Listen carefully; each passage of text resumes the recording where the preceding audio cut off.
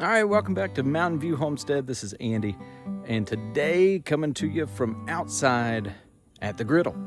So I'm going to share with you guys some of the recipes, what we're doing to be able to have some interesting meals and have fun. So today, let's see what we got. All right, got our griddle getting hot. Always just like to check, make sure that we've got everything good to go.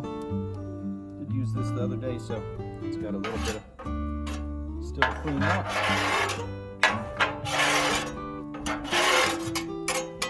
Okay, so today on the menu is going to be salmon patties. Now, if you haven't had salmon patties before, this is just a good meal. I always like it. Love it with mashed potatoes, but today we're just going to do some zucchini and we're going to do the salmon patties. So I took, you go to the store, it's the big red can, take that, I always dump it out and go through that and try to get as many of the bones out that I can. I know that some people say, hey, they're edible, you can still enjoy them.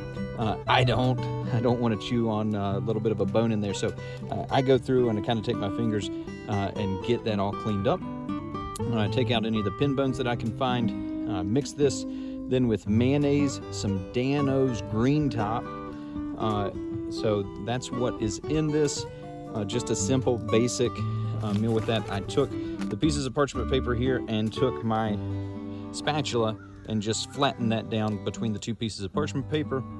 Dusted with a little bit of cornmeal so that as this is ready to go, it's going to crisp up just like that. So we are going to let this go and we will see how everything comes out.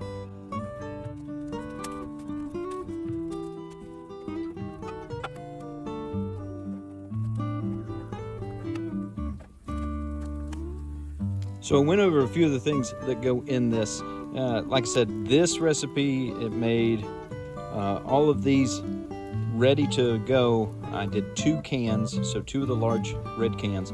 Picked out the bones. You wind up losing, I would say, roughly a quarter of a can when you do that. But went through and grabbed all of that out. We're trying to stay as gluten-free as we can. So with that, I grabbed a box of the thins. It's like the wheat thins, except it's their gluten-free version. I think they call it great thins. And these are just the plain ones with sea salt. I threw those into a Ninja blender, just the small one. I chopped that up, pulsed it until it was fine, almost like a powder, like if you were going to go buy breadcrumbs. Those are mixed in, so the entire box is mixed in with those 2 cans. I would say roughly a third a cup of mayonnaise, just enough to be able to keep everything moist but still stick together. That mayonnaise is going to have your oil in it. It's got egg in it, so with that it's going to help bind everything together. Then we've got our seasoning. Like I said, I did the DanO's green top, and then I did a little bit of this full bore barbecue. So this full bore barbecue, I did the Garden Barn and River Rub, just a little bit of that to add a little bit of additional flavor to the DanO's. DanO's is lower sodium, so it's lower salt. This is not, so it helps just add a little bit of extra flavor to that. We've got everything in and on, just that little dusting of cornmeal. This is the first time that I'm doing that one. I just wanted to kind of see if it gave us a little bit of extra crisp because we weren't using the traditional. Normally I'd use a Townhouse or a Ritz cracker that's ground up and put into this mixture. Today that's not happening, so let's just see what comes out of it. We can hear everything starting to sizzle. I'm going to let this go for a little bit longer, and I'm going to down here just get a little bit of avocado oil. This is just the plain. Buy it at my local grocery store around here. It's called Food City, but it's just basic avocado oil. I'm going to go ahead, and that's what everything is seasoned with on here already. So we'll go through and get a little bit of this down and then get our veggies going.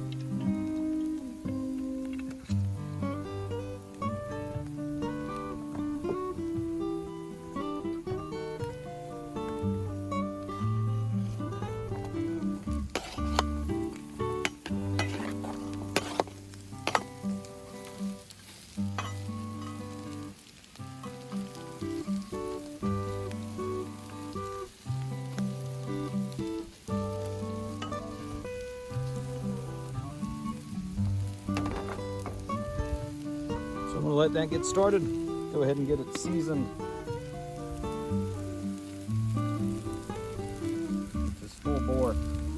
barbecue, garden and barn rub. So we're going to let that just work a little bit on here, and we will come back in just a moment, check and see how things are going. All right, and we're going to go ahead and just make sure how we're doing here on these. I don't like to flip them too much, because the more that you handle them, the more that they kind of fall apart. And you can see with that one, it didn't want to stay together.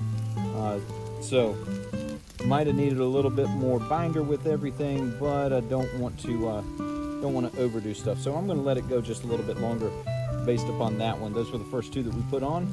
We'll let it go a little bit longer before we give her a flip.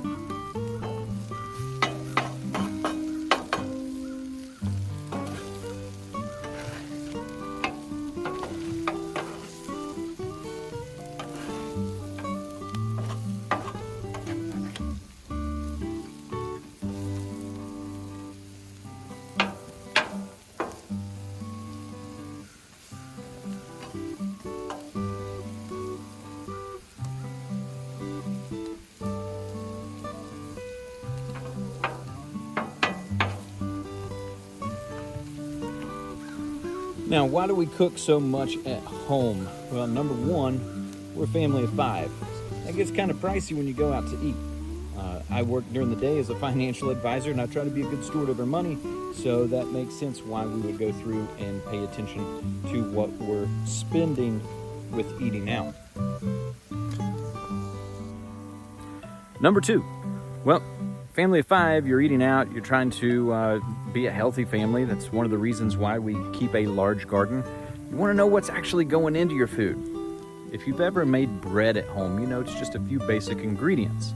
However, if you look on the website for Wendy's, McDonald's, anybody else that's producing the same bread, a hamburger bun, it'd be amazing to see that sometimes there might be 30 or 40 ingredients in something that's normally 4 or 5 ingredients. So that's one of the reasons that we try to cook more often at home when we can. The garden right now, obviously we've got stuff planted, but it's not ready to harvest yet. So we are at kind of that end point where we're having to kind of gather up. We're using what last little bit that we have from last year. So we still have some cans of pinto beans. We have some cans of tomatoes, so jars of that. We're going through just a little bit. I've got to kind of do a pantry clean out, because I am trying to just make sure that all of that stuff is out, all of it's used up, so that we know what do we need to plant more or less of this year. We did a ton of green beans, it felt like, last year, although we didn't get to harvest as many of those as we wanted, because we just had, I guess I would call it blight on some of those, just some different things that were on there. You weren't able to get all of the bean. And because of that, our yield was a lot lower than what I wanted to be. Sweet potatoes, we had first year of growing those. I felt like we had a good harvest. However, our storage wasn't very good. So this year we got to figure out a better storage opportunity. So we're learning as we go. I grew up, we always kept a garden when I was little, but it's not something I've done very often until we moved back to the area. When you move from being in the city and then you move back to a more rural area, you're not getting all of the same stuff. So this year, we've got a lot of different fun things. We've already got onions in the garden. We've got some potatoes out with that. We're going to do a second round of potatoes. We've got some flowers that my wife put out. We've got peas that are out. Down in the greenhouse, we've already got things started. So we've got some bok choy. We've got some broccoli. We've got cauliflower. I'm not a huge fan of cauliflower, but evidently it grows super easy, so looks like this year we're going to be eating some cauliflower. But we're just going to go through and we're going to figure it out. You guys are going to come along with us. Let's check in on that food. All right, let's see how we're doing here. Definitely crisp enough. Oh, beautiful. So I talked there to you guys. We've got a nice crust that's going on these. You can see with this, it's almost like a fried green tomato. With a little bit of that cornmeal, makes a larger difference than I thought of just the color we're getting on there. I'm gonna move these guys over here. So I got a little bit more room for my veggies to work. Let's check and see. Don't want it to get overdone. All right, give it a stir here with these.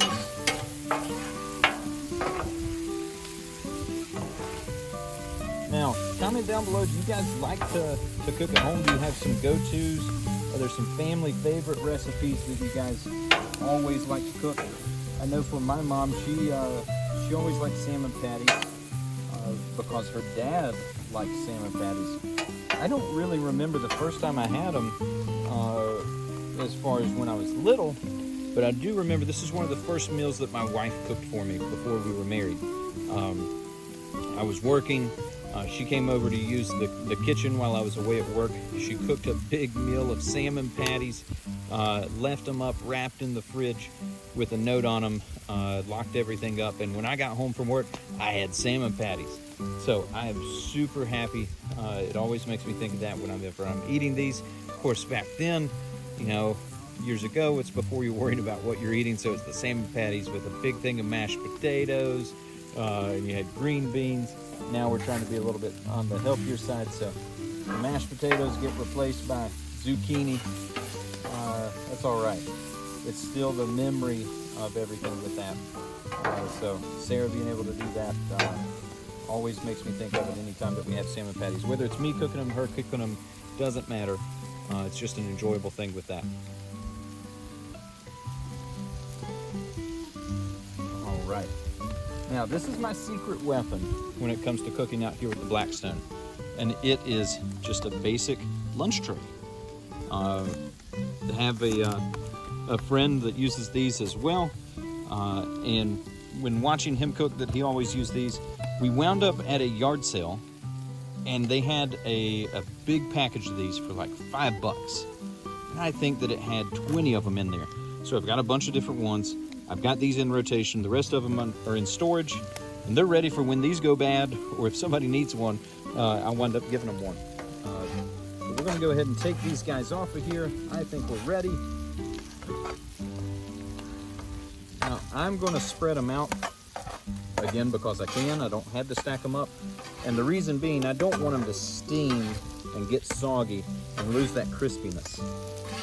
And now it's got me thinking of fried green tomatoes later this year, and I'm excited about that. Those are gonna be so good, especially fresh out of the garden. Being able to make those up. Put that last little bit off of here. Don't wanna lose anything off of there. So when we're talking about maximizing, we're talking about being able to get the most out of your dollar. It doesn't matter if you're retired with millions of dollars, or if you're just getting started saving and trying to budget. Your dollar only goes so far. There's any number of things trying to take your dollar from you, but it only can go towards so many things. So that is why when we can do stuff like this, we want to enjoy it. So guys, I appreciate you following along while we met at the griddle today. We're gonna get inside and we're gonna eat. So like I said, it doesn't matter if you're retired with millions of dollars or if you're just getting started with saving. Cooking at home saves you money. You know what's in it. You get to enjoy it. It's even better when it comes from your garden, right? But with this today, we got the salmon patties. We got the zucchini cooked up. We're ready to go enjoy this. Hopefully my girls will enjoy it. I've already had one that said, I don't want salmon patties. She always winds up liking it by the end. I am gonna probably do a little bit of a sauce with this just to kind of dip. And the way that I typically do that is that I'll take a little bit of mayonnaise, maybe a little bit of Worcestershire sauce, some capers, and I will mix that up with a little bit of seasoning, just something a little bit of extra flavor. Normally we'll throw in like some relish. It's almost like a tartar sauce, but it's just something to kind of give a little bit of extra richness to that, a little bit of extra flavor. If you enjoyed this video, be sure to hit that like button down below, hit subscribe, ring that notification bell so you never miss an episode. Until next time, this is Andy with Mountain View Homestead telling you enjoy and live your life.